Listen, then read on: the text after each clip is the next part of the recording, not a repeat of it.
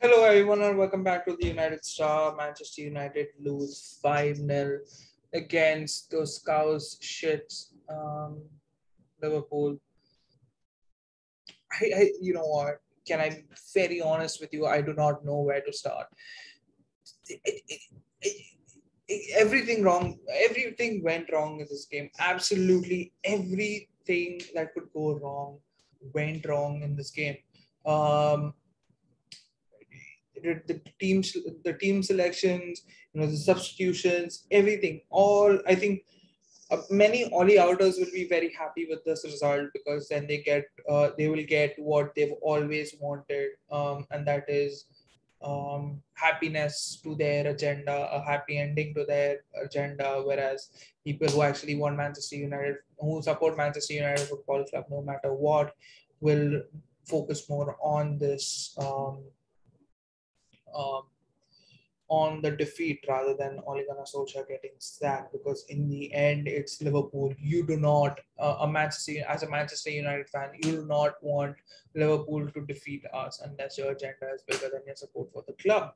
But then again, Liverpool have defeated us finally, and I do not know where to start. I am fuming right now, absolutely fuming. Okay, let's start from the very beginning. Our team sheet: David De Gea, fine. Luke Shaw, Harry Maguire, Victor Lindelof, Arman Bissaka, fine. I understand there is no Rafael Varane. Fred and McTominay is the place where I have a problem. You've got Paul Pogba sitting on the bench. You've got a world-class player, a Nations League winner sitting on your bench, and you are dropping him for McTominay and fucking Fred. What a shit game both of them had. And I'm not going to call out the defense right now. They have a huge part in this defeat. And the defensive played a very bad part in this defeat. And I'm going to get to them. But first, I want to understand this obsession with Fred and fucking McTominay. I don't understand this. Why are you picking them again and again? They're useless. They're crap at what they do. They're crap in the position you give them. And yet, again and again, again and again, again and again, again and again, we are watching them play. What the hell is wrong with this manager?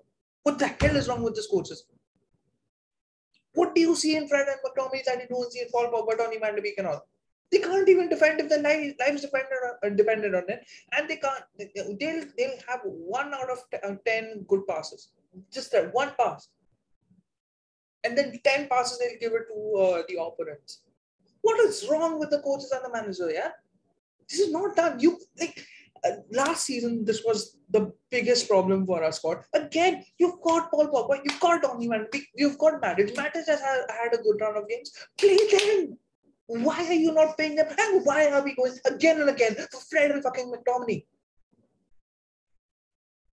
Actually, McTominay and fucking Fred, because Fred had a worse game. And Fred's been shit for 1 month. He's been shit for years. Why are we going for Fred again and again and again and again and again? I understand if you do a Scott McTominay Paul Pogba partnership. I understand that. Why are we doing a Fred McTominay partnership? We all called it out last season. We all called it out. We didn't want that partnership. Then again, why are we going with that partnership? Why are we dropping Paul Pogba for 2 games in a row? Just because he said we need to improve. Of course, I don't think that's the case. I think Ollie's bigger than that. But then why the hell aren't you playing Donny Van de Beek? What the hell is Jadon Sanchez had on the bench?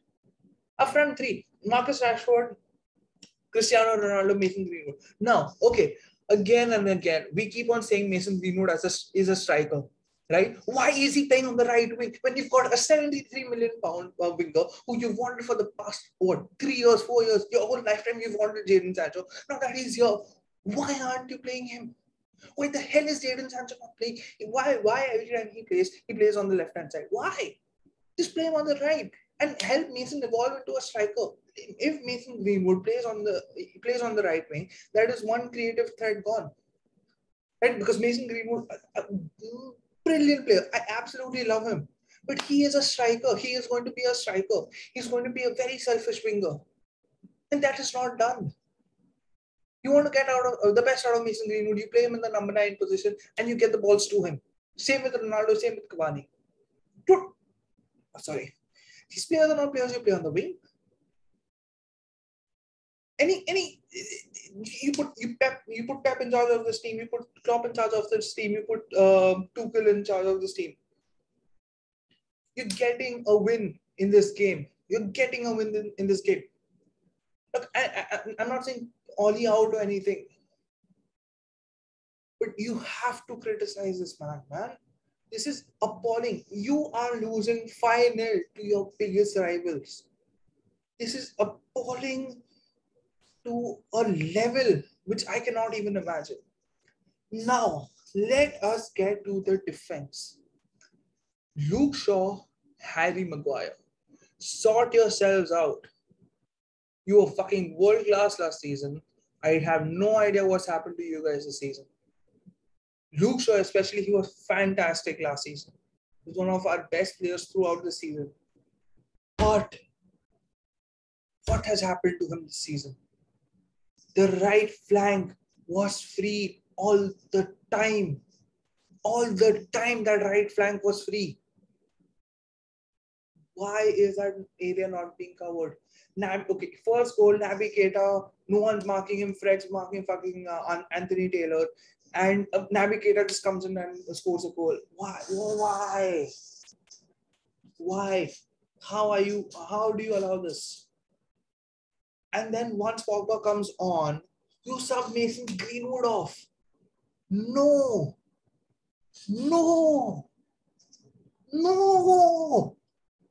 That sub is wrong to so many different levels.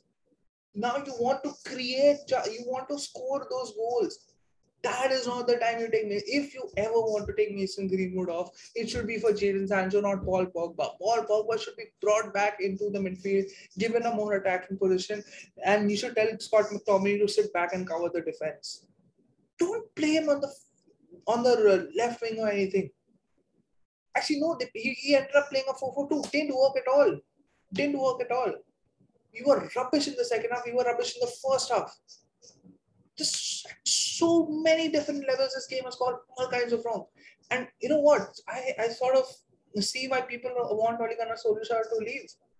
Because these mistakes are going to cost him. I'm not even getting to Donny van de Beek yet. I'm not even getting to him. Unbelievable, man. It kills me. It kills me from the inside. Liverpool is a game. I mean, it's you know what, Man City, small, used to be a small team and all. But ever since Alex Ferguson came in, his main aim was to knock Liverpool off their perch. He did that.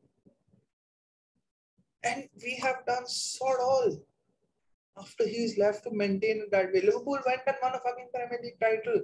The one title behind us, and then they can sing 20 times Liverpool or Scouser, whatever this thing will be. 20 times is our chant. If we want Liverpool, if somehow Liverpool end up singing 20 times with themselves as well, it should be when we have got the fucking 25-30. Not when we've also got 20.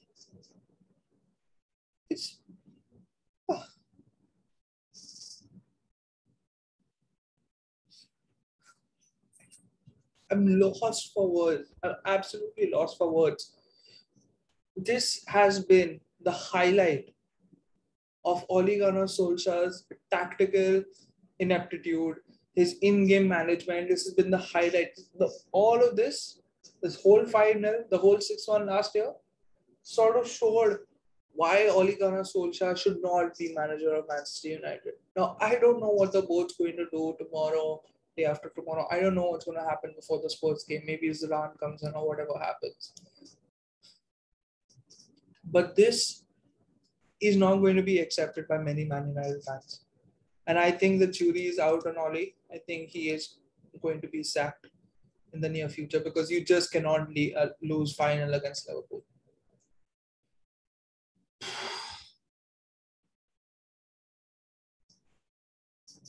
don't even know what to say.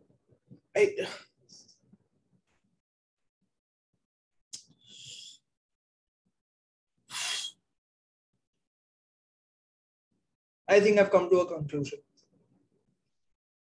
I think Ole Gunnar Solskjaer needs to leave. I'm going to say this. I think he needs to leave. But I am not going to abuse him the way some fans abuse him. And I also want to salute all those fans who stayed back and clapped for Manchester United, because that shows no matter what, how bad we lose, we still love this club. We still will support the club. And I'm also on the same. If Ole Gunnar Solskjaer is still the manager against Spurs, I'm going to back him to win. I'm going to say, okay, you know what, you're manager, you have to win, right? Even if I have a change of heart, saying that maybe, okay, you know what, Ole Gunnar Solskjaer has to go. Like, I've sort of had a change of heart right now, but I still want him to do well, man. Whenever he's here, whenever he's on the pitch, I want him to do well. I don't want him to flop. Um, I think he's done a really good job in the 3 years. He's rebuilt the team properly. If he leaves, he will leave the team in a better position, in a better strength than he found it in. And maybe it's time for someone else to take over. Anyways, I think that was sort of my review, my passion-filled review. Um, and I just hope he sees better days, we see better days, and I hope we don't have this game ever again. Thanks for watching, and thanks to everyone who tuned in for the watch along. It really means a lot for all of us, that you help and support our content, and do subscribe to our channel if you haven't already. And we will see you next week for this first previews. Adios.